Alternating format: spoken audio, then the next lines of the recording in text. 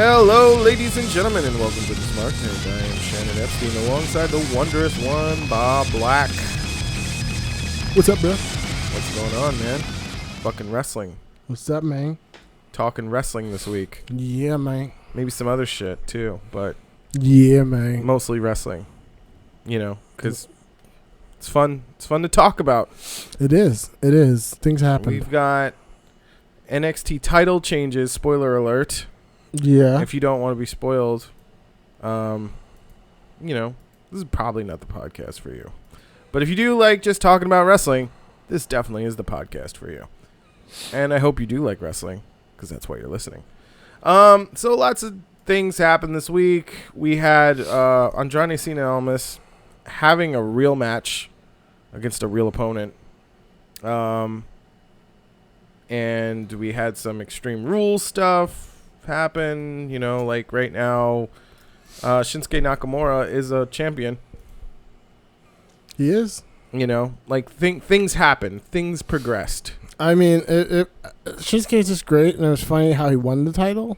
It was a very funny, like 6 second, like it was a 6 second match, yeah. Like shades of Daniel Bryan and SummerSlam, almost exactly, except it wasn't a bro kick; it was a Kinshasa. It was funny.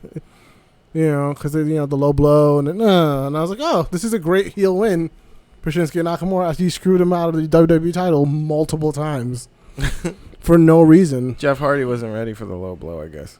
You know? He definitely wasn't. It was a very funny low blow, too, because it was like the reference to ring the bell, and it's like, well, there's also, you know, speaking of Jeff Hardy, there's also talk that him and Matt might leave. Really? Yeah, because Matt Hardy posted a tweet, time to move on. For us to move on, it's a picture of him and Jeff, like, walking into the sunset or something. That's interesting. I'm fine with this. I think this would be fine for Matt and Jeff to leave now. Because Vince McMahon clearly has no vested interest in making broken Matt Hardy more than a Gold Dust type gimmick. Pretty much, yeah. And, you know, to go even further, Gold Dust was a controversial gimmick that had the potential to really be more than what it was. And at one point or another, it was more than what it was. But like the Parents' Rights Council got offended no, they definitely in the 90s. Yeah, they didn't. And that, long story short, led to, you know, Gold Dust getting himself defanged as a character. Pretty much, yeah. And, you know, now we have, Gold Dust, you know, like, just, like, basically comic relief Gold Dust. I mean, yeah. Or comic relief R-Truth. Yeah. You know? Yeah. I mean, they never knew what they wanted to do with Gold Dust after he kind of was, like, the Intercontinental Champion for that long and he feuded with Roddy Piper. Yeah. They just couldn't figure out what they wanted to do with him. And it was like, okay, you know, Dustin Reynolds is a really good wrestler, but you guys just don't know what you want to do, so fine. Yeah, the natural Dustin Rhodes wasn't really a thing, and I mean, I think speaking of Rhodes family, Cody Rhodes had the most potential with like Dash and Cody Rhodes. He did. I don't know why they stopped him from doing that. He was able to kind of be himself, and he had a way of really inciting the crowd as well, and just, you know, like, just no matter what, he was going to be a heel. He was, with the things he was saying. So I Yeah. felt like it was working, but for some reason they didn't, and then he became mustache-wearing Cody Rhodes and then Stardust. Pretty much. I liked his Stardust run. He was really good at Stardust, but, like, you could tell it wasn't what he wanted. He didn't want to be Stardust. Nah.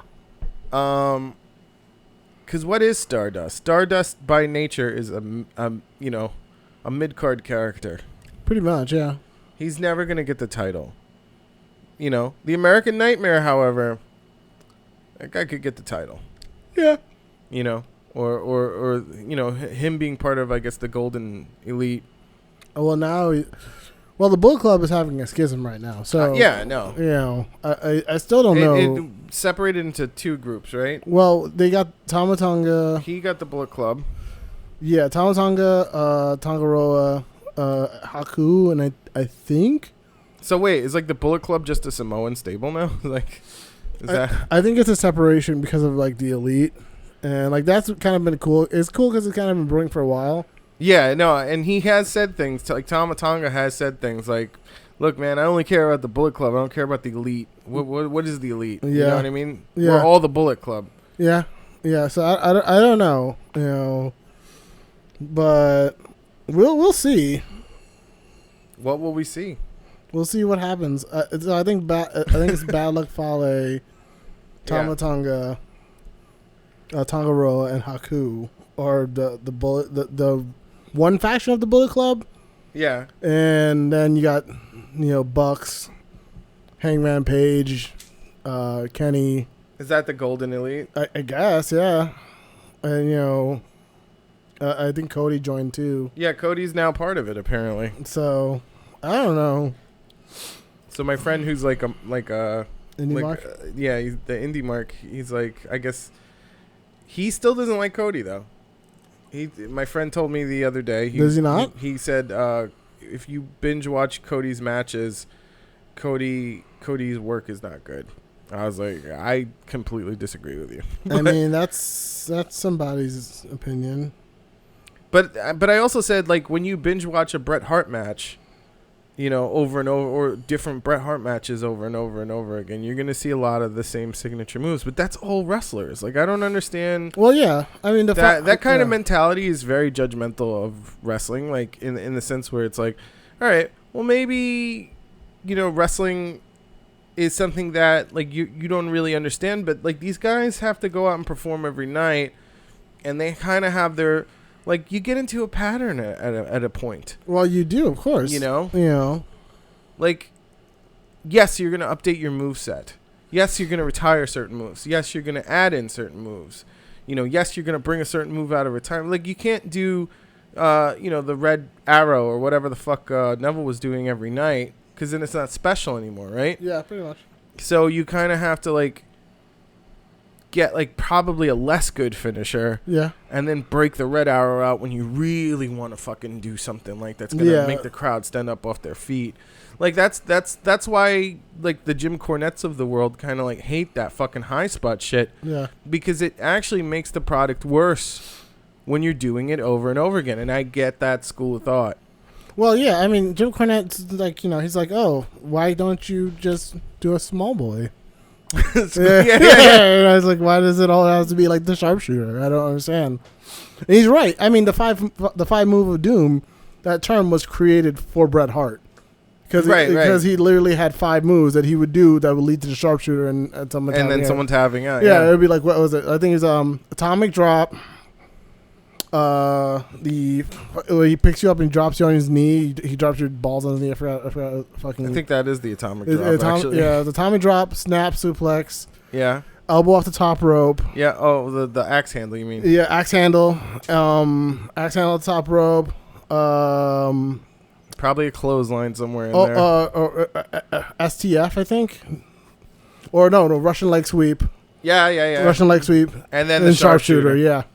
And that was the 5 moves of doom. And like that might have been 4, but that's fine. It's good enough. It's good enough. Yeah. And like every wrestler has a 5 move of doom. That's true. Because they're called signature moves. Like even if you play the WWE 2K game, there are signature moves. Yep.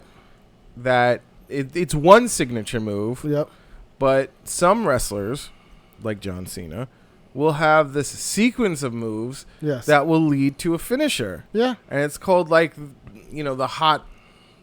It's not the hot tag, but it's like the hot, getting the heat of the crowd or momentum. Like, yeah. So like with John Cena, it'd be like the back belly to back suplex, or like where he shifts into sort of like a power bomb. Then he goes into the. I don't fucking even care what John Cena's 5. I mean, everyone had the Rock had it. Rock had spine buster, pupil's elbow, DDT, kip up, rock bottom. That like everyone's, and then the people's elbow, and then or sometimes he'll do the people's elbow, then the rock bottom. He'll vary it. He's finished you with both moves. Yeah. So it's like Samoan drop, DDT, spine buster, people's elbow, rock bottom. Sure. In that order, generally. I mean, he might throw a kip up, and for like bigger matches, they'll be like they'll vary the spots up more.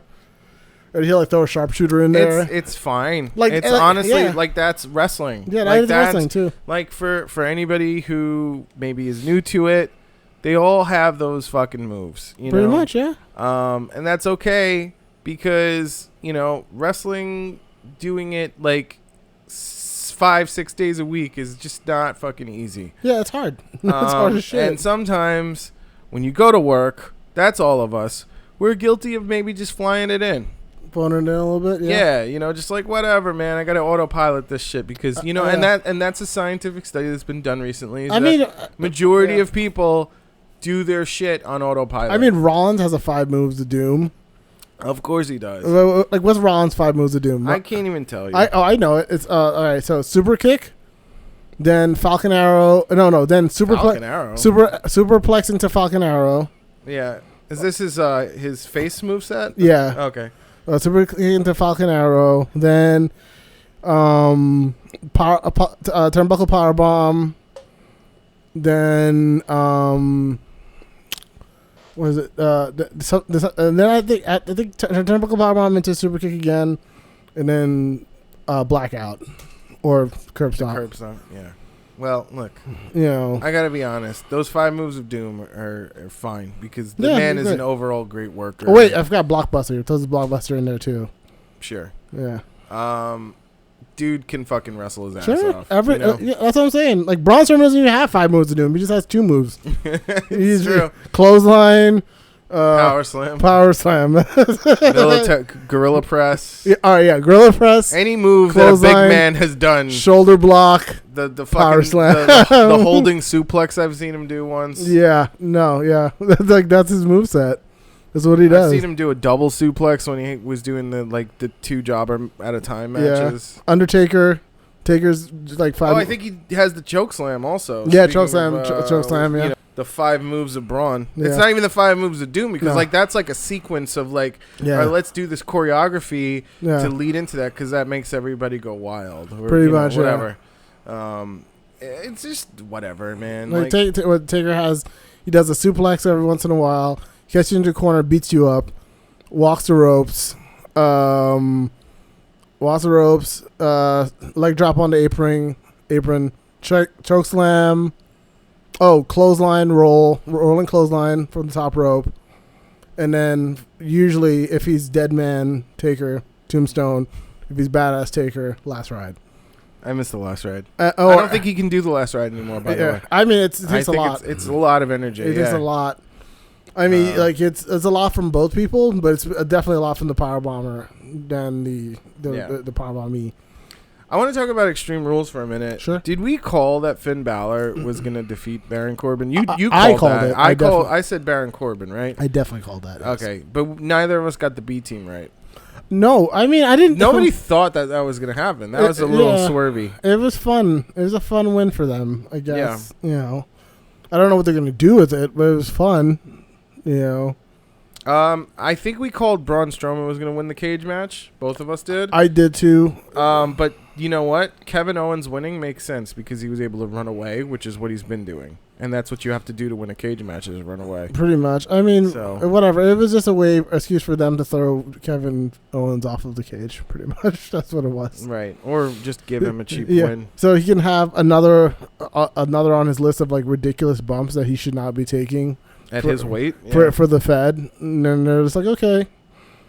He's like the new Mick Foley. They're like, you're going to take this bump. Yeah, you're kind of fat. Mick Foley was fat. Yeah. I didn't like Mick. Yeah.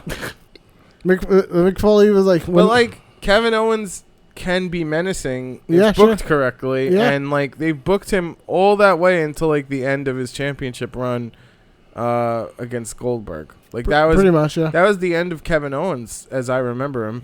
I mean, you know what? The real end of Kevin Owens was when he won the title and Jericho was like his backup. That's when he kind of segued into like comedy character because they had like such a good duo. They didn't know what else to do with him after he'd won the title, though. Yeah, that's true. But I didn't see him as somebody who couldn't be a threat, I guess, that whole time. No, I definitely saw him as someone who could be a threat, but like he was definitely trending towards comedy because of the list and all this stuff. And like, he's my best friend, all right? You know, we're co-champions. I felt like Jericho was really the champion the whole time, It's like, to be honest. we're Like, co-champions. Kevin just wore the belt, but Jericho was champion that whole time. Yep, pretty much. Now, look, it's not taking away anything from Kevin Owens, because Kevin Owens was obviously very much part of that whole fun era, you know? But, like, to me, like, Jericho was really... Yeah, he was the mouthpiece. He was. He was the, the Jimmy Hart of the whole deal. You just made the list. Yeah. So, in any event, that was fun. Bludgeon Brothers defeated Hell No. We called that. Sure. Who did we call for Bobby Lashley? I feel like I called Roman on that. I feel like I called I don't remember. Lashley? I don't remember. I feel like you did. Yeah. We'd have to replay it. I don't know. Yeah. It was a good it was a fun Lashley win. It was a good match. It was like... It had the third most time on the card. It had a really crazy spot where, like, Roman basically just threw Bobby Lashley out of the ring, like, on his shoulders. He had him on his shoulders, and he threw him, like, over the ring. And I was like, oh, my God. Quite dangerous. I was like, what is this? And, like, you had shades of, like, heel Roman. It was nice. It was like, he was like, it's my yard. And then he got speared. And I was like, that's... Well, now they're going for this number one contender match. So I feel like we're going to see Bobby and Roman again. Yes. We are. So they did 2 triple threat matches on Raw. Mm-hmm. Let's go to Raw, because this I feel like the rest of Alexa Bliss defeating Ajax. Who didn't see that coming? You know. Hold on a second.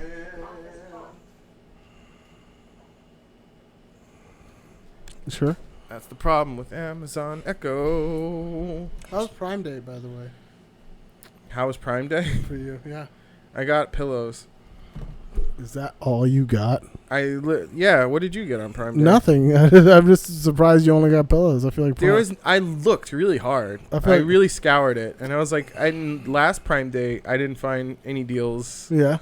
That I really wanted either. I think I'm gonna leave this in the podcast, by the way. Yeah, I feel like Prime Day is like... It's like not good Black Friday. That's just my honest to God opinion. It's not good Black Friday, because like even the TVs, like on Black Friday, man, those fucking TVs are really, really cheap. You know, like I'll see some deals, but now I'm seeing like, oh man, would you like to pay $1,200 for a 55-inch screen TV? No. I'm good. I want to pay like $600 for, like that's what I want to pay. How about you just give me a TV for free? That'd be nice. Well, now you're just, like a beggar. Come on. How about I'll give you my Greatest Royal Rumble title and you just give me a big screen TV? Seems like a fair deal. I would fucking take that deal, actually. Because, like, you can't... But it's not yours, though. It's still mine. You didn't win it. I just gave it to you for the time. Right. Eventually when I'm done with TV, I'm going to need that title back. Okay? This is an on-loan title. You see, you are not the greatest Royal Rumble champion. You have the belt.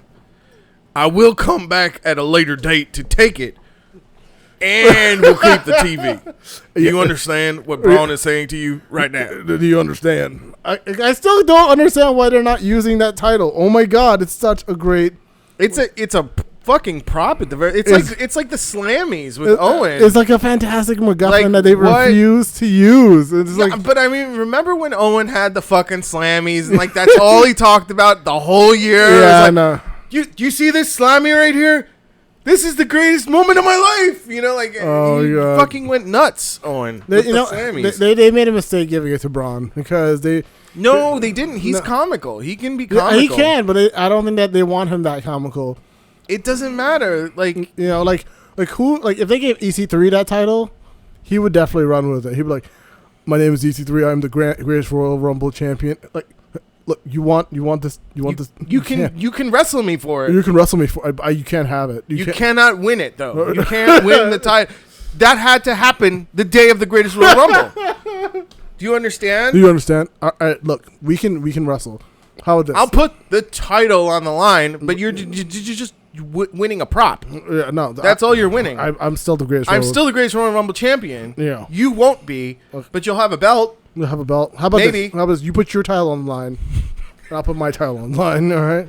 And then if I win, I'm the WWE champion and the Greatest Royal Rumble champion. But if you win, you're just the WWE champion. I'm still the Greatest Royal Rumble champion. The end. Period. I'm sorry. But next year you can try. Yeah. And fail, but you can try to be the greatest Royal Rumble champion. They just made a mistake because they're not going to do that with Braun, but they should. Braun would be great. Well, with it. here's my problem with Braun. Who can beat him? That's my problem with him. No like one. that's the problem. You booked yourself into a hole. Pretty much, yeah. Because now you just got a guy like, what do you want, a Bruno Sammartino? Like that style of wrestling is over. Yeah. Pretty much, much, like it. And my real big question is, if you have a roster full of wrestlers, if all of those wrestlers at any given time cannot at some point stake a claim and give Braun a run for his money at least, they don't deserve to be on the card. That's fair, yeah. That's fair. I believe Roman Reigns is one of those people who can step up to Braun. I believe even Kevin Owens is one of those people who could step up to Braun. I believe Brock Lesnar is one of those people who could step up to Braun. I believe that Bobby Lashley is one of those people who could step up to Braun. That's the main event scene to me, you know? But, like, people in the Intercontinental picture, like Finn, who have been able to step up to Braun. I mean, like, he held his own in a match, like, maybe not even 3 weeks ago. Yeah, it was probably the greatest match that night on the card. Was Braun versus Finn. You know what I mean? I agree. And I feel like Rollins could do it too, but like, this is the thing, like, you know, you have to let these people at least try and, like, you know, like, give them some fucking hope, like, you know, like, oh man, Braun's been really sweating in there for 30 minutes, like, Braun's looking worried now, like, Braun is looking weak, Braun is looking like he could lose at any minute, and then he wins, you know what I mean? Like, that's the kind of story that should be being told with him every time he gets into the ring. Because if it's just going to be a squash match, then you have created a very uninteresting product, in my opinion. I mean, well, Braun, like, if it's not every time he steps in there, if it's not Undertaker versus Jeff Hardy, then he shouldn't be wrestling on the card. Actually, that night. Yeah, I mean, it's just very easy to tell that story for Braun, and with them. And Braun, and they can carry him, you know what I mean? Like, because like it's not like he has like, it's not like he's gonna get in there and switch it up like, you know, Finn Balor or Seth Rollins. He's gonna get in there and be Braun Strowman and be the big guy, you know, and do big moves and shit like that. But like these guys, you know, they're scrappy as fuck, and you know they'll kind of like deliver this like really nice underdog story. Like it's the same thing that AJ Styles delivered with Brock Lesnar. Yeah. You know, like these people should be able to get the title, you know? They should, yeah. But I just feel like that's not how they're going to book a Braun Strowman title run. Like, I feel like he's going to get 15-minute matches on pay-per-views and like 5-minute matches on Raw. He's going to be new Lesnar. He's going to be Lesnar 2.0. Well, that's what I'm expecting. I'm expecting him to cash in at SummerSlam after Lashley wins or whoever. Yeah. I think he should, as a face, cash in on the next night on Raw. Right. And we talked about that. We talked about the fact that, like, if you cash in legally, you know, or not legally, but if you cash in the face way, you're not winning the title. If you cash in on national television, you're losing. If you cash in during a pay-per-view, you're probably going to win. Right. Like I don't know the exact statistics on it. Let's look it up. Let me look up the cash-ins right now. But I feel like that's a pretty fair generalization. Like if they're like, there have been people who have lost the Money in the Bank. You know, like it's like, oh, I'm gonna cash in on TV. They're like, okay, they don't love you and they don't appreciate you, and you're not winning this title. Yeah, that's what it means. You know? I don't believe that for Braun. I think they do love and appreciate him. In fact, I think they love and appreciate him too much. They love and appreciate him so much that they let Roman Reigns win an Elimination Chamber match against Braun, and then Braun got up 3 seconds later and then basically overturned the finish that they just had created to make Braun Strowman look strong. Yes. Like, Braun Strowman doesn't need to look strong at that moment. You know that. I know that. This is like fucking sheer Vince McMahon syndrome of big man. Like, oh no, Braun has to look strong. He has to look strong. Oh boy, yeah, pretty much. What if he looks weak and then the fans aren't interested anymore? I got news for you. Fans are interested in interesting stories. They are not interested in boring, mundane shit. Because boring, mundane shit happens all the fucking time. We're used to that. That is everyday life for the average fucking human, is boring, mundane shit. I go to work, and sometimes I have a fun job. Sometimes I have a boring, mundane job. Yeah, pretty much. That's just the life of the traveling theater. You know? Like... Yeah, pretty much. You know, I'm not going to be interested in every job I work. I'm still going to give it 110%, but I'm not going to be interested in it. Yeah. Now, when you get to the level of television and you're putting on a fucking soap opera, for instance, I'm not going to watch your soap opera if it's just two people having fucking tea. Yeah. And then they're like, "Oh man, did you hear what Agnes did?" Yeah. Agnes went to the grocery store today and tripped on a banana. Wow. Yeah. Riveting. That's the most interesting thing that's happened in our town all week. All week? Motherfucker, this is a daily soap opera. You know what I mean? Like, you need a fucking, like, you know, oh my God, did you hear what happened? Agnes cheated on her husband. They have 2 children. And she did it just because she really wanted to bang this guy. Not because she wanted to be faithful with her husband. I'm making up some shitty fucking story right now, but it's fucking interesting at the very least. You're like, whoa, wait, well, yeah, really? It's better than... You know, like, wait, why'd she do that? That's fucked up, you know? Like, it's better than fucking WWE storylines right now. Yeah, I mean, like... Yeah. Except for, like, there's certain storylines that are starting to work. Starting to coalesce, starting to become interesting.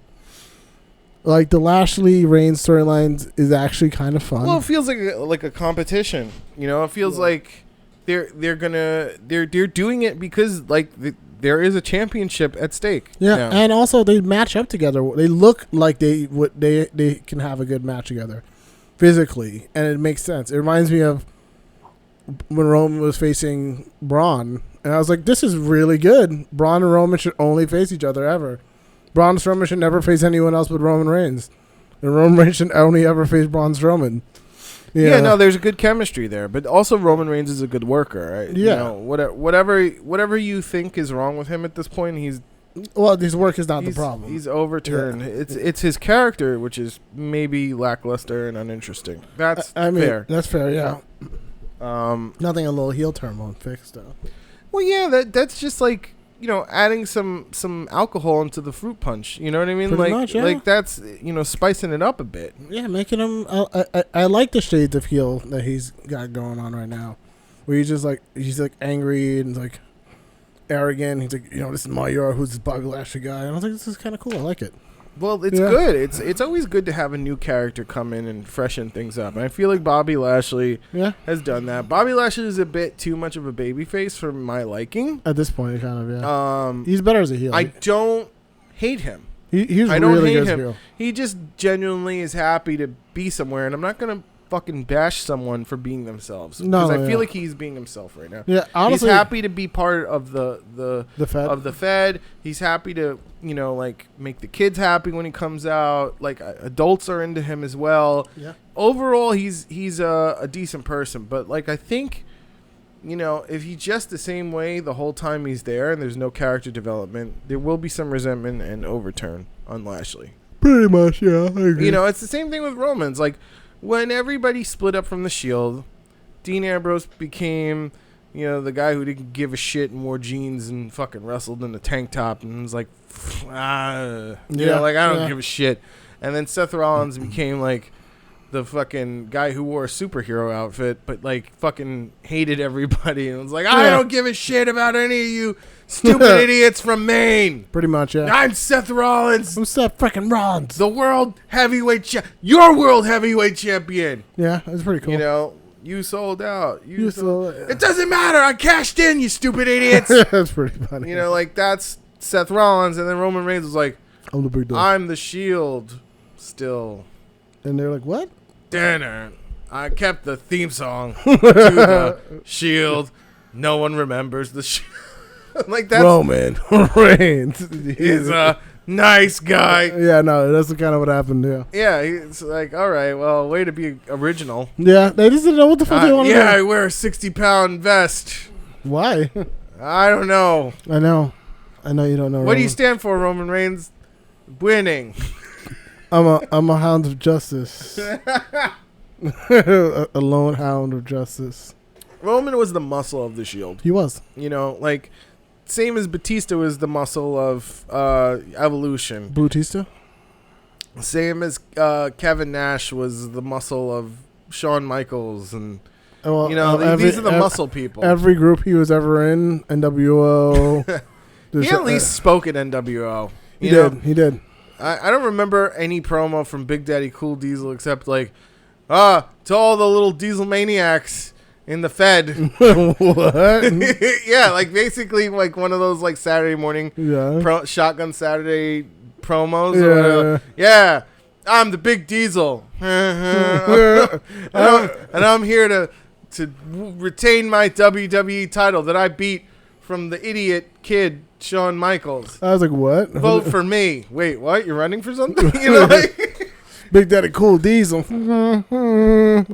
I was like, what is his... I didn't ever understand the Diesel gimmick. He was a truck driver. I was like, why is this like... How do you not get that? He's a truck driver. I know I get that he's a truck driver, but I'm like, what is he doing hanging out with like Shawn Michaels? Like, why does Shawn Michaels have a truck driver as his like bodyguard? It was the early 90s. Yeah, like this is weird. It's like, why is Shawn Michaels... Why is... The new generation era of wrestling was probably the most ridiculous. Yeah, I was like, but also kind of the most fun because it led to the Attitude Era. It did. I mean, I was like, okay, Razor Ramon is a drug dealer, right? Yeah. Like that's. So why is he wrestling? And why isn't I'm trying to make some part-time money on the side? And why isn't Big Boss Man being like, I have to arrest you now? After every match. Like, you know what? Good match. Hey, I have to arrest you now. Just FYI, you committed a felony by even touching me. Chico. I can't get arrested, man. I can't go back to prison one more time, Chico. I'm not even Spanish to them. To them, I'm just another honky. I was just like, what is going on? I don't know, man. That's just... Papa Shango is a voodoo priest. I was just like, I don't get it. I don't understand. He made Ultimate Warrior sick. I yeah, remember. Yeah. Triple H voodoo magic. Triple H is like a blue blood from Connecticut, but like they Fancy boy wrestling. But like they don't dress like that in Connecticut. He doesn't like. I was like, why is he dressing like he's from like 1845? England. I wonder if there is like a little subsect of place in Connecticut where people like just very small. They're just a colonial clothing. Very elitist 1% community that they're like, yes, I am 35 years old. But I do maintain the stylistics of the 1790s. Yes. 2018? More like 20. Boring. I think they should bring back that character, though. Like, that character would be the most fucking over character right now because he's like something different than everybody else. Pretty much, yeah, kind of, like, yeah. Like, what is Roman Reigns? What is a Roman Reigns? I don't know. He's like a cop? Like he's like a guy. Is he like a task force? He's like Dog the Bounty Hunter. Hey, look, if he came out and fucking said, "Look, man, I like to fucking wrestle and do bounty hunting," you know, like I'd be like, "All right, well, fucking does bounty hunting and wrestling on the side and shit." He's a bounty hunter, man. See, the thing is with that gimmick style fucking wrestling, which everybody kind of loves. Like nobody's gonna fucking hate it. Yeah, nobody's really like at the end of the fucking day.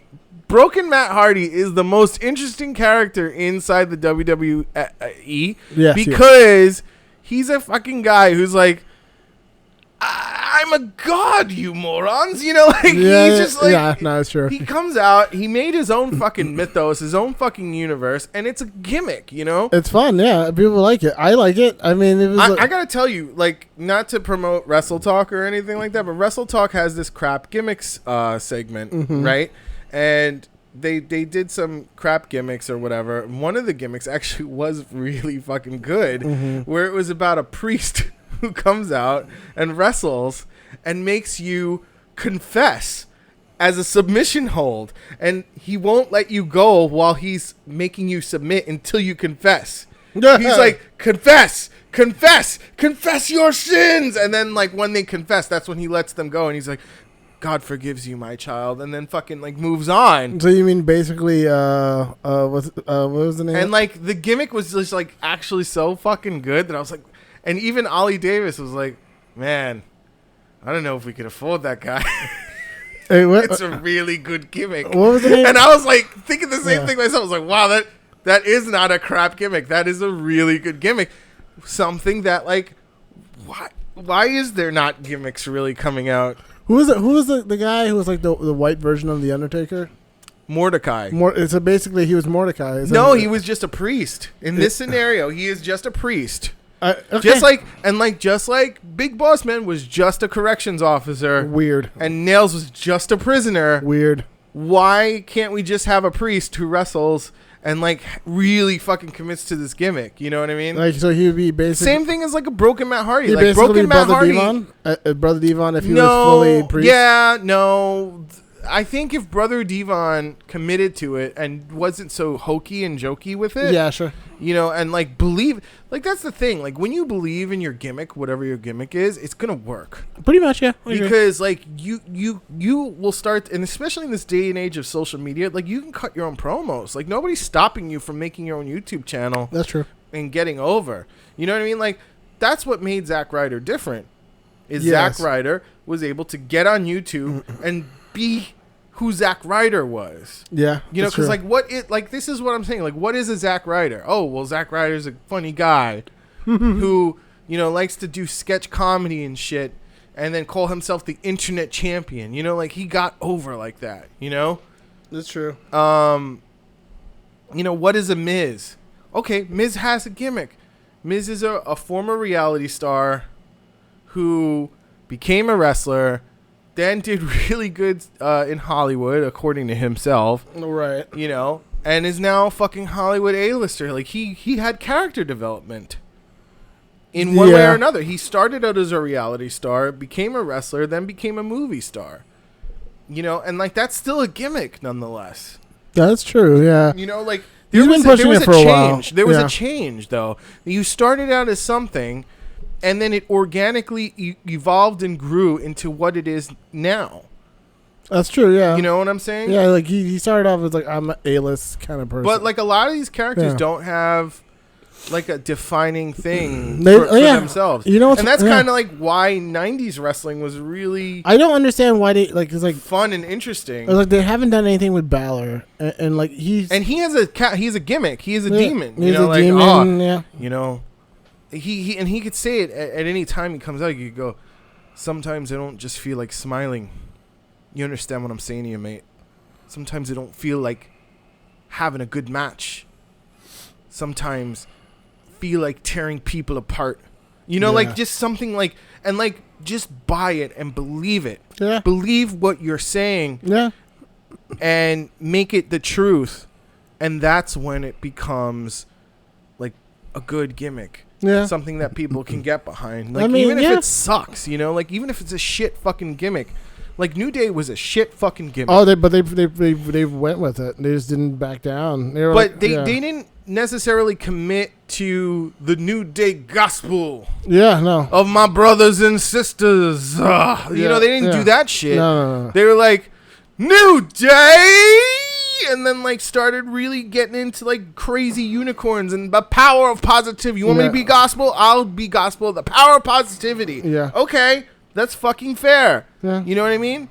That is the new gospel. Yeah. That is the new truth. It's like if you become positive, you'll be a positive person. It actually led to them becoming faces and heroes. Damien Sandow, when he was like, I'm gonna be this guy's. I'm gonna be the fucking stunt double for the Miz. And he just went full tilt. And yeah, he sold it, and he got over. And people were just. There was no reason to disconnect him or fire him from your organization because the man's a fucking fanatic, not fanatic, but fantastic worker. Yeah. And just fucking did whatever you told him to do. Yeah. You said, I want you to be Magneto. He was fucking Magneto. You want me to be Shawn Michaels? I'm Shawn Michaels. You want to be the Miz's stunt double? I'll be the Miz's fucking stunt double. He was Xbox stunt double for a second. He didn't care. He'll do it. You want me to be the brain of the WWE? I'll be the brain of the WWE. I'll show everybody how stupid they fucking are. Mm-hmm. He's a committed character. I don't know. They don't.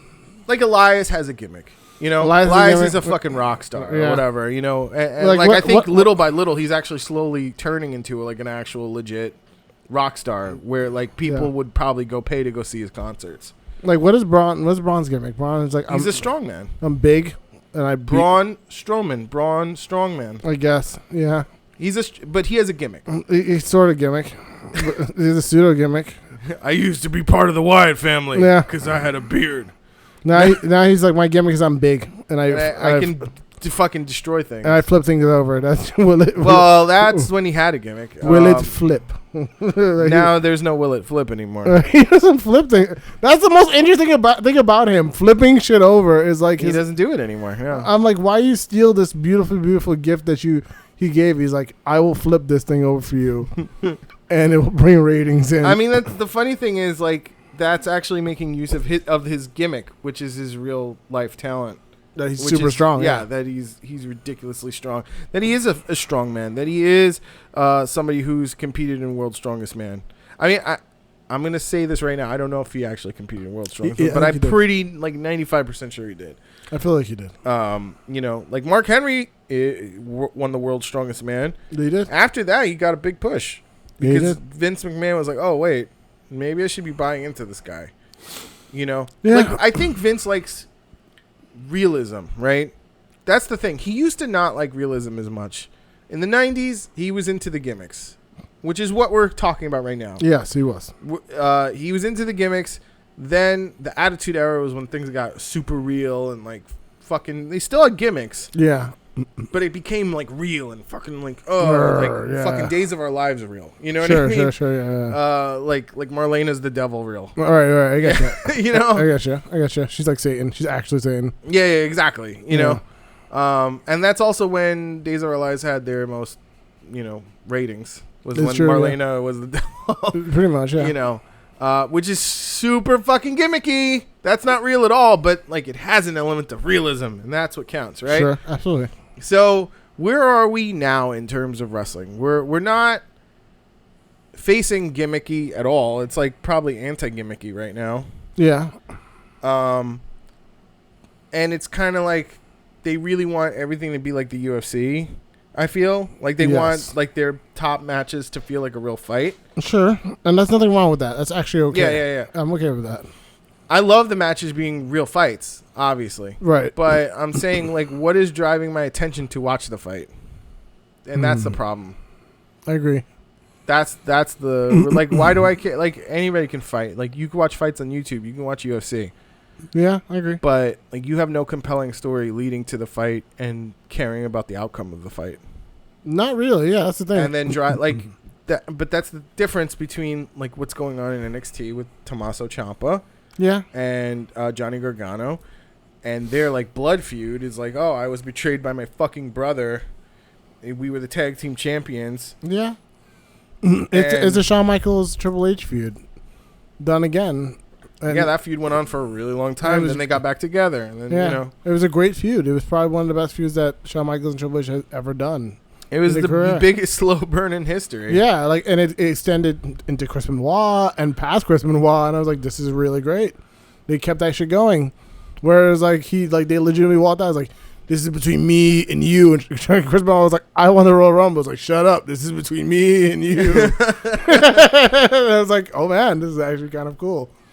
You know, so, like, that storyline is the Gargano Ciampa Aleister Black storyline right now. Yeah. Whereas, like, Gargano's gonna be like, this is between me and you, and like Aleister Black's gonna be like, hey, I got a rematch. He's like, shut up. This is between me and you. Well, that's a compelling story. Yeah, friend. of course. And now you get to have Aleister Black involved, and now you have your hottest storyline add together. So maybe I've digressed and progressed with my points, but I think we do need to go a little bit back to the gimmicky shit. I think you just need to tell strong stories with strong characters, and if that. But that's what I mean. Like, if a gimmick character is a strong character, then it's fine. I'm not saying like get Duke to Dumpster Drosy back. That is not what I'm saying. Junkyard Dog, yeah. Well, what is a junkyard dog? You know what I mean? It's just a fucking dude who's fucking vicious. You know what I mean? Yeah. And then then you get him in an interview, like a real legit interview, and you say, "Well, why are you doing this?" And then you be like, because the junkyard dog is what protects me. Like you give the character some depth, and then you say, well, what do you mean by protects you? He's like, I don't know, man. When I was a kid surviving in the streets, and that's when you give him a point of realism. Right. Like he's not just a fucking guy who barks. Like, well, why does R-Truth rap? You know what I mean? Like rapping. Yeah, but like why? Like what's your objective? Why are you rapping? Why are you coming out here and making the crowd go, what's up? And then he's like, oh well, I just want to make everybody happy, and it's kind of catchy. And then you'd be like, all right, but you've been doing the same song for 10 years. Should you do another song? And then maybe he stares off a bit and goes, I never thought about that. Little Jimmy did not be making another song. But that was a character progression, Little Jimmy. That was. It was a great character progression. But that's the point. Is like that was character progression. Then we went, let's go back to the other thing. It felt like he was about to get a push, and they just kind of like kiboshed it. They were like, R-Truth. Well, Vince McMahon goes, you know what? I really like you in the lower mid card. Just go back to what's up. Yeah, that's fine. Yeah.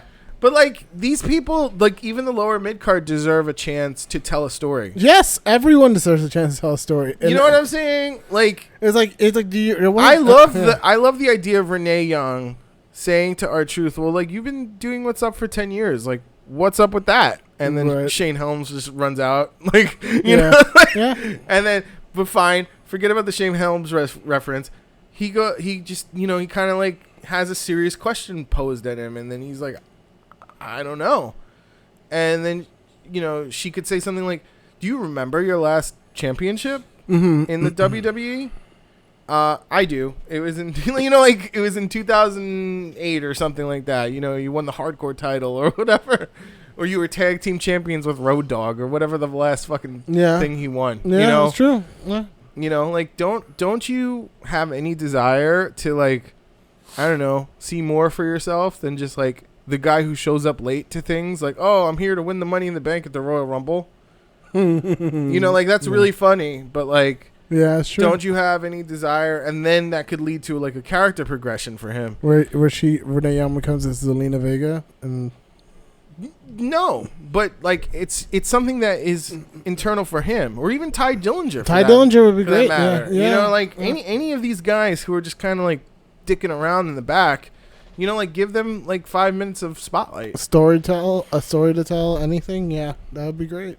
Like, and then like then you can just put like R-Truth against Ty Dillinger, and we'll say that's for like maybe a shot at the IC title or something, or one of the lower titles that they can actually win. Yeah. I mean, I definitely went off on a tangent here, but like. Sure. I feel like there's more potential. There's a ton of potential. Especially with this fucking stacked roster. But they just like don't all of them have done something at one point or another, which is why they're in the WWE in the first place. It is the best of the best. That's true. It is not just. It's not like they just got like fucking some schlub from some indie fucking organization and said, all right, well, get in the ring. Like you had to go through trials and trials to even sniff NXT television. Yeah. Let alone make it to the main roster. Yeah. Like you've done something right to make it to the main roster. But now that you're on the main roster, that's when the journey is like harder than ever because there is a fucking glass ceiling to break through. Well, they just don't. I don't understand why they don't. It's like a self-imposed glass ceiling, though. Really. What Vince? If Vince is the self, then yeah, absolutely. I mean, a lot of wrestlers say that if you just talk to him, there's a chance that something will happen. Yeah, I mean, and like you got to show that you're hungry because like Vince has such little attention to give to everybody, to anyone really. Yeah, you know, from what I understand. So like, you know, and even what's his name, Jinder has said it himself. He's like, you got to show that you're hungry. Drew has said it. You know, you got to show that you're hungry. Yeah, I agree. You know, he comes out of it like, let's go make this money, guys. Come on, what are we doing? What are we doing? What are we doing here? Yeah, you know. And McIntyre's gonna get pushed. He's been just doing amazing. Well, that's because he's like fucking hungry, a good worker, and a good promo. Yeah, he's amazing. Like all his matches have been great. All his like angles have been fantastic. I think once this Corbin Balor feud is over, it should be Balor McIntyre feud, which would be really really awesome because that triple threat match is really good. I don't understand what they're doing with a lot of the wrestlers. What is Elias doing? What does he do? He comes and he tells the town every week how much they suck. He plays guitar. But here's the thing: like, why can't he have some character depth? Yeah. So Elias, why do you put the crowd who cheers for you down all the time?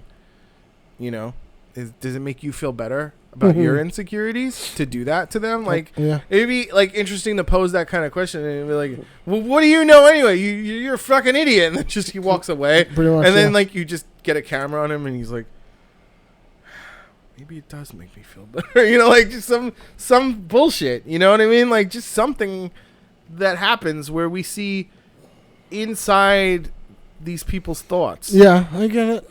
You know? And like there's a lot of personality that's going on with Ciampa and Gargano because we have his wife involved and his real life wife. Yeah. And then Ciampa was the best man at his wedding. Yes. There's beyond real life blood feud that's happening. And like whether these people after they're done wrestling go in the back and give each other a hug or not, it feels real when I watch it and I can suspend my disbelief. Yeah, that's all you want. That's all you need, really.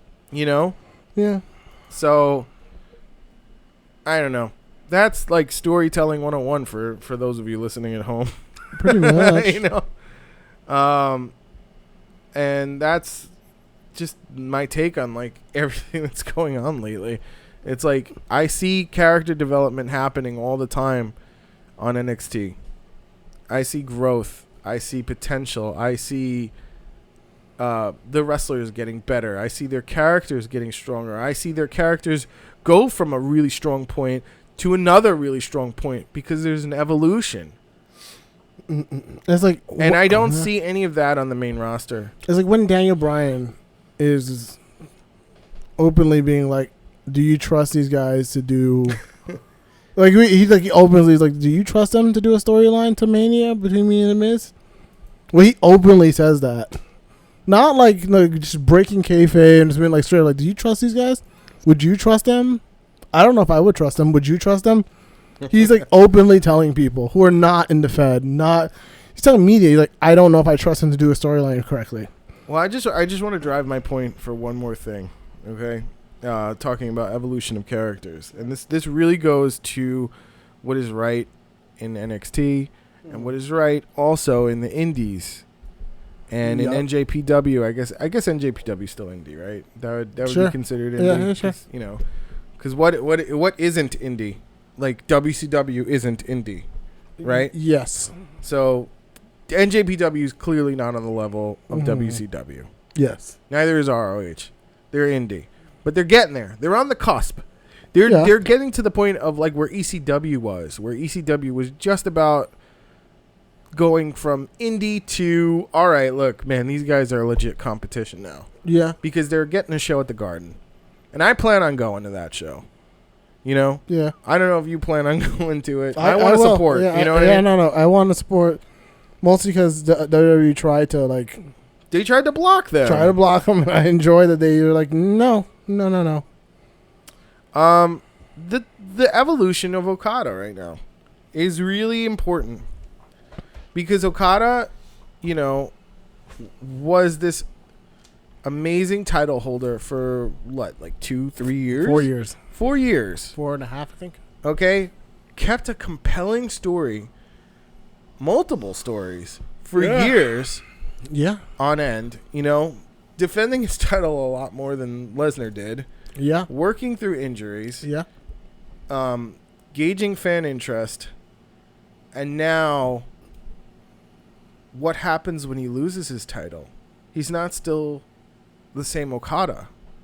He's become an evolved version of that, where he's losing his mind Yep. because he lost his title, because he doesn't know how to face reality without being the guy on top. I agree. Like, what an amazing story to tell. It's fantastic. It really is. You know, like, what character art. You couldn't ask for anything more, and I don't even know if he's even cut a promo yet since, like, he lost his title. I don't think he has, honestly. But you've already said everything you needed to say. Yeah. Just by, like, he came out with a fucking balloon, Yeah. you know, and he was smiling and all happy, like, oh, look at my balloon. Like, you know, like, it just basically translates to, I need something to carry because I don't feel like I'm strong enough. That's the thing that NJPW has always had. Like, Naito told a whole story without really saying a lot. Yeah, no. Like, the great thing about the thing that NJPW does that I think WWE can learn from is that they tell stories in the ring. They're like, we're not going to have a ton of promo time. You have to tell your stories through other means. You're right. You know, you have to tell your feuds through other means. You have to tell you, like, we're not going to sit there and have like a 10-minute segment in the back, which is like the closest they had to that. Well, also that's also with the help of announcers, kind of driving the story. Like they'll say to the announcer, like, "All right, this is the point we want you to drive. We want you to drive, and like not sell it like a WWE sell. Yeah. They want it to sound like they're coming to their own conclusion about what's happening. It's like, well, he must be going crazy since he lost his title. Yeah, because look at him. You know, he was on top of the world and the leader of chaos." Yeah. Before, and now he has nothing, and he's been excommunicated from chaos, and that, and the third. The closest they've come to WWE style storytelling was the Jericho thing. And that's because Jericho's a WWE guy, so they had the whole promo on the screen, and then like he had the press conference and all that stuff. Like that's the closest you got to like WWE story, like style storytelling. Like everything else is super effective without that. Like, oh, we need this. You know, we need you to pretend. Well, I think Kenny Omega and Okada actually told the story too, because they were like, "Oh, well, what did this cost you to figure everything out?" Yeah, and then he said everything. You know, like Infinity Wars or whatever. Yeah. So, I mean, and that's great. That's great storytelling. That's a character progression. Naito has this as a character progression from being like fresh face, next face of the company, to being like outcast, to coming back being like, I don't give a fuck about any of you guys. I don't even give a fuck about this title. Yeah, it's very angsty. Yeah. It's really cool. You know, and then like, and it's like, that's all character progression. Okada's been like, I came back from Impact and I won the title like 3 months later, and then I become a dominant champion. like I proved that I was the person to carry this company while carrying this company. Well, you know, and like now, divorced from that, what am I? So that's another, you know, it's like everything is like, he's like, okay, first I had to take top of Tanahashi. Did it. Now I'm champion, but no one respects me. So I have to face up against, you know, every competitor. In the climax? And well, not just in the climax, but just like every competitor that wants to come from me. Shibata, Naito, whatever, like Kenny Omega, like 3 times. Yeah. Everyone's going to come for me. I'm ready to stand there. And like every time he's come, showed himself to be, you know, like he lost the title to Naito, won it back.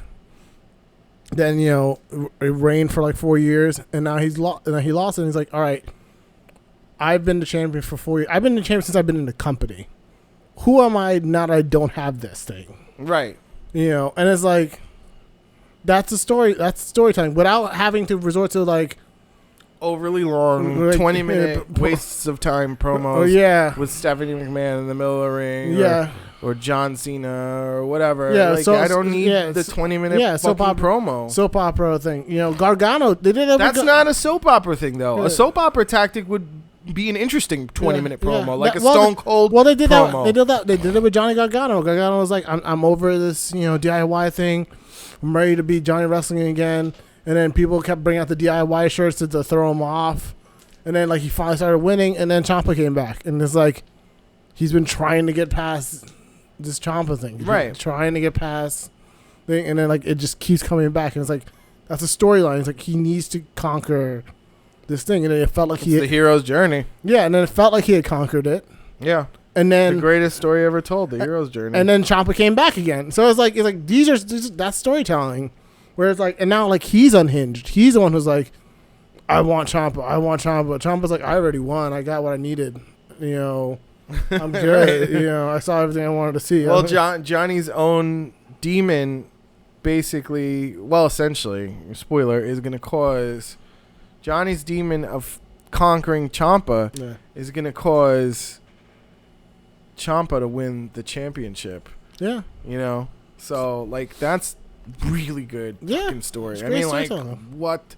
You can't ask for anything better than this. It's like when you're in like a dark cave and you just see like a beautiful flower growing. It's beautiful. That's kind of what this Ciampa Gargano deal is. Yeah. Because, look, SmackDown this week was good. It was. I'm not gonna lie. It was good. Have I seen better? Yeah. I'm subjected to a lot of BS as a wrestling fan. Mm-hmm. But this felt like, all right, look, we're trying to create character development. There's character development going on with Rusev and Aiden English. There's character development going on with Andrade Cien Almas, with Nakamura, with Jeff Hardy. There's lots of shit. Miz, Daniel Bryan, they're setting things up now. This is the right thing to do with the 4-week format, And honestly, I don't think the Daniel Bryan and Miz angle should end. Like, it should get more personal than like, I agree. Than what it is, because it was very personal when Daniel Bryan walked away. Like, they all need to tap into that moment. In fact, this is what I don't understand about WWE. They had a platform where you can create feuds on a fucking dime, which was SmackDown Talk or whatever, Talking Smack. Yeah. And they cancel it because they're like, oh, we don't feel that this show is putting things in the right direction. Meanwhile, it sparked one of the fucking hottest feuds, that, okay, maybe at the time could never be. And that's why they like, why are we doing this? Daniel Bryan can never pay this off. Well, surprise, surprise. Now he can. Exactly. Yeah. And I think this feud could have only been stronger if Daniel Bryan left, never wrestled for WWE ever again, and then somehow gave Miz the okay to wrestle at another platform. Yeah, pretty much. It would have been stronger like that. Sure. And that's a ballsy form of storytelling. Like we've talked about this. We've talked about like let's say CM Punk left with the World Heavyweight Championship, never gave it back to the Fed. And then they crowned the new champion, John Cena, that same night. And CM Punk never showed up again, but was touring the Indies. With the title? With the title. I think Adam Blampier told that story or something like that. Yeah. Someone had the idea for that. That vision and that idea is beyond brilliant. It really is. And it gives national exposure to wrestling fans to your product, which although maybe they don't need, it's still a way to kind of get free advertising. I agree. Yeah. And then it leads to that wonderful Razor Ramon versus Shawn Michaels ladder match at WrestleMania 10 at the end of the day for the title versus title. I agree. Yeah. I mean, I think there should be interim champions. Like if Brock Lesnar is not going to wrestle every time, you got to stick to your 30-day no compete clause. Just make it feel sort of real, kind of real. Well, the 30-day no-compete clause is actually a good thing. Because it's great, yeah. Because then they say, all right, well, we have to crown an interim champion. There needs to be a champion on Raw. Yeah. And so if Lesnar is not going to defend his title is officially abdicated or vacated, and now let's get a new champion. Yeah. That's it. Easy peasy. Then Lesnar comes back with the title and says, well, I never was pinned, so let's fight title versus title. Yeah. Or we'll do the ladder match. It's a great storyline, and winner of the ladder match is the champion. That's it is. I don't know. It's not even hard. You could do that every fucking month, and it'd still be interesting. I think. Yeah, I don't know. The Fed is weird. They're a weird organization. So they got really into triple threat matches, and we haven't seen a fucking match where just two guys wrestle anime in a long time. Yeah, that's point. It's like we had 2 triple threat matches on Raw, and like, well, okay. That's really cool, you know. But like, why couldn't we do like a tournament, or why couldn't we do some sort of deal, you know? Why can't we do like a slot, you know? Yeah. I don't know. Well, at least Brock has agreed to defend his title at Indeed. SummerSlam. At least that's a win. Yeah. So, and you know, I guess I don't know. Next, what is it? Roman Reigns versus Lashley next week for the championship, for the for the number one contender slot. Yeah, is what I'm saying. Who's winning this? Lashley. Probably Lashley. Lashley probably. I mean, but you think about it, and then you go, well, Lashley already won at the pay-per-view. You know, so it could be a swerve to get Roman, like, you know, and then it's like, oh, wait a minute. You know, well, Lashley's like, well, I beat you at Extreme Rules. Well, I beat you when it counted. And then they say, all right, well, let's do a 2 out of 3. Yeah. Fall on the next week. And then that person will, you know, and then, you know, because these matches should go in 3s. Yeah. Because I feel like Roman is going to win next week for some reason. I feel like that's. It feels like they're building to a Roman heel turn. But, like, that just defies logic. Well, that would be interesting if that happens next week. Yeah. And he wins, like, cheaply. And, like, he fucking does a chair shot and then, like, wins. You know what I mean? That would be character development. And I am a fan of that. And they'd be like, and then, like, Kurt Angle's like, what are you doing? You didn't beat him clean. You have no right to go challenge Brock Lesnar. And he's just like, Kurt, come on, man. Do I need to show the tapes of every time you've won not clean? It's like, come on, you know the 3 eyes. Intelligence. Oh, my God. If he brings up the 3 fucking eyes. And integrity. There is definitely story development, and that's ballsy. I just used I just used intelligence. I used one of your 3 eyes. Yeah. I learn from the best because I am the best. It'd just be so There is. No. You just start stealing people's gimmicks. Yeah. The best there is. The best there was. And the best there ever will be in my yard. Hey. just like that would just be a real. So you will rest in peace. Yeah, that'd just be really And that's cool. the bottom line. That's what they should do. Because Roman said so. And then like you can have Lash come up like you can't beat me straight up. It's like it doesn't matter. I beat you when it counted. And then you can turn it into a triple threat match if you want. I kind of like saying it doesn't matter. I beat you when it counted. Yeah. What are you gonna do? Cry and moan? That's not in your character, is it, Bobby? You're not a little baby, are you? Are you a little baby, Bobby Lashley? Do you need to go cry to your 3 sisters? Wow. Because I can call Sami Zayn right now, and he can get your 3 sisters back, and you could go worry about him and not mess with me. You know, like... I told you it was my yard. Like, there's all these things they could do. I just don't believe that they'll do it. Well, the thing is, I don't believe in also Roman's ability to execute what we just said. Yeah, that's because that's something that you have to believe yourself. Like, you have to go there and say it in a way where you're not just delivering lines, but there's actual direction. I agree. Yeah. You know, like, well, why are you saying this to him? You know, like, why do you feel this way? And like, kind of make a discovery of like, well, I'm pissed about last week. And then when you and wrestling is kind of the only story that you can kind of on the spot, or you used to be able to make the discovery of why you're angry about that person, right, and then fit the promo around the discovery. So you can write the initial promo, work on it with the other wrestler, and then go to the writer and be like, you know what? He did this like 3 weeks ago. Why don't we bring that up? You didn't put that in your initial first draft. And the writer goes, you're right. I didn't. Let's add it. And you've made the discovery, so it makes it more real. You know? Yep. You used to be able to do that. Can't do that any longer. So I don't think it's just going to lead to interesting stories. That's just it. Yep. You know? So pretty much. But either way, I like the idea. If they even do Roman winning unclean next week, Which it is a big character progression. They should. It is a big step up in the direction of at least interest. Yeah. Like, wait, why did Roman do that? You want questions. You need it. It keeps fans interested. So, in any event, I think that's it. Yeah. I think we're good. Okay. I think we've talked enough about wrestling and what's going on, and I'm happy.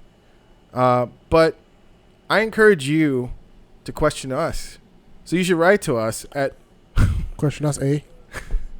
You should write to us at wearesmarks@gmail.com. You should also tweet to us at ILikeSmarks on Twitter. And check us out on our Facebook at facebook.com/ILikeSmarks. And that was the Smark Tank. Later, guys. Thank you so much for tuning in. Later. All right, bye.